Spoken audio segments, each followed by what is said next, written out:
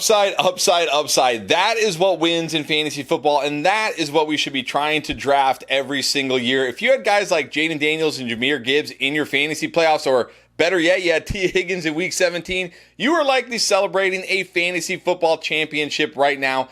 Let's look at 5 guys that I think are going to go nuclear in 2025 and give you that kind of upside all season long. Let's start at running back with Bijan Robinson. I feel like Bijan Robinson quietly had a very elite year this year. Like, of course, Saquon Barkley, Derrick Henry, Josh Jacobs, Joe Mixon, they got all the hype among running backs, but how come nobody really talked about Bijan Robinson? Now, if you had Bijan Robinson, you probably understand how good he actually was in fantasy and in real life. But if you didn't have Bijan Robinson on your team, you probably just felt like, yeah, he was fine, he was good, but he was truly, truly elite this year. He finished 3rd in rushing yards, 3rd in receptions among running backs, and 5th in receiving yards among running backs. He also had the 3rd most red zone touches and the 6th most touchdowns. Not to mention the 5th most routes run and the 5th highest target share among running backs. This guy was truly an elite running back in every single way, and we know he is actually an elite running back in every single way. And now he's entering that pivotal year 3 for running backs. This is typically the peak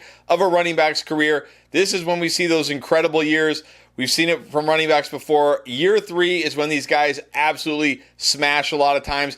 I said when he was drafted, I truly think he has 1,000 rushing yard, 1,000 receiving yard potential. Maybe this is the year we see it. When we're looking at the first round and we're looking at early running backs going off the board, I'm going to probably go wide receiver heavy early in the draft. But if I am taking a running back, it's going to be Bijan Robinson. This guy truly has a chance to go nuclear in 2025 and be that running back we look back on like we did with Saquon Barkley, Derrick Henry, guys like that this year and say, man, if you had that guy, congratulations, you had a great fantasy season. Now, speaking of wide receiver, I think Malik Nabers is going to go nuclear in 2025. This guy finished 2nd among all wide receivers in targets, but he was 1st in target percentage and 1st read percentage. Remember, this guy missed a couple games during the season as well. Now, of course, what truly held him back from being an elite wide receiver in year 1 was, of course, his quarterback play. Only a 79% catchable target rate in year 1, which ranked 124th among wide receivers with at least 50 routes run. But the Giants not only have the number 3 pick in the draft this year, they could also go out and pursue some of these free agent quarterbacks. Look, Sam Darnold, Russell Wilson, and others, they're going to be free agents this year. And while they're not elite quarterbacks necessarily, we've seen them support elite wide receivers. And the nice thing about Malik Nabers in this Giants offense is they run the offense through him. Brian Daboll is apparently coming back. They're going to run it back again next year.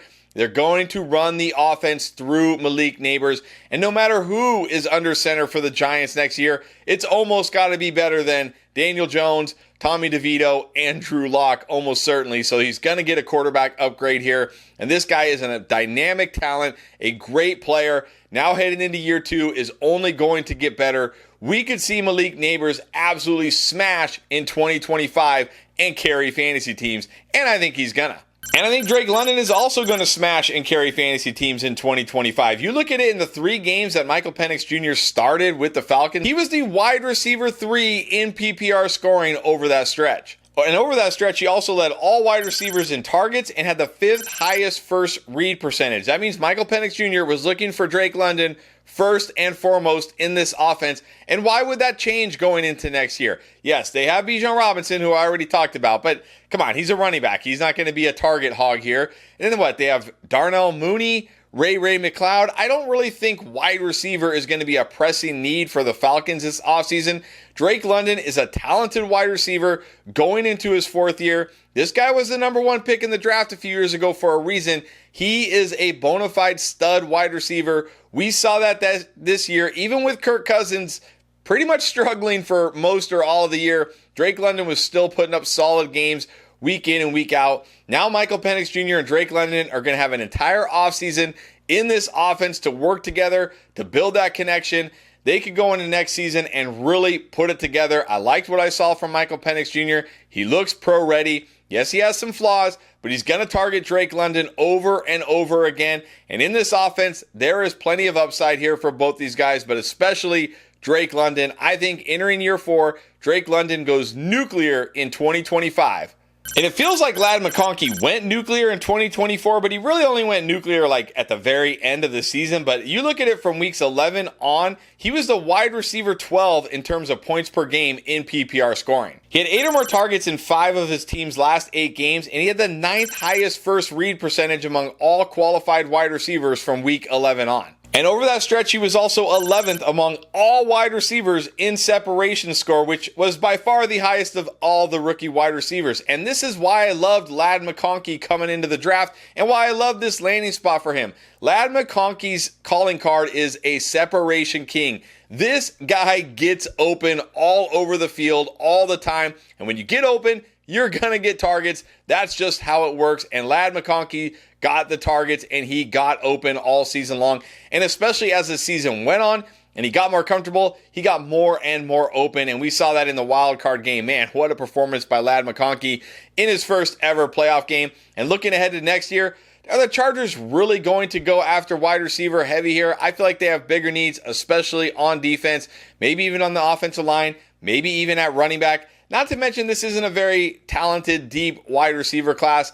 I think Ladd McConkey is going to enter next season as the alpha stud wide receiver in this offense. And for as good as he was as a rookie, I think he's going to be even better in year 2 and go nuclear. Ladd McConkey is going to be somebody I need to get on my fantasy teams every chance I can. And then we started with a running back. Let's end with a running back, a rookie running back. Now, this is a great rookie running back class. Unlike last year where the running backs were not very good, but the wide receivers were stacked, it's kind of the opposite this year. But of course, the number 1 running back here is going to be Ashton Jeanty out of Boise State. This guy just ran for 2,601 yards, the second most of all time, while also racking up over 7 yards per carry and, a tidy 30 total touchdowns. Not to mention he was a good pass catcher. He can do that. He can have that role. And he's a very good pass protector. And that is huge for any rookie running back because that means he can be on the field all 3 downs.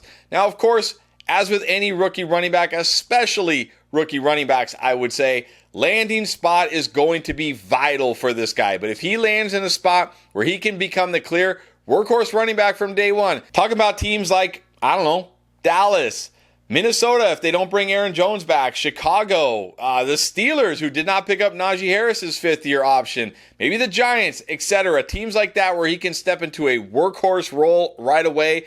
This guy could absolutely smash. He's got the size. He's probably going to come in around 220 pounds. He's got the speed. This guy ripped off explosive long runs almost every single week. He's probably going to come in, my guess, like a 4.4 or lower 40-yard dash time. I mean, this guy has everything you're looking for in a 3-down elite running back prospect. If he lands in a very good spot where he can immediately become the workhorse and get the bulk of the touches, the bulk of the receptions, he can absolutely be a top 5 running back in fantasy in year 1.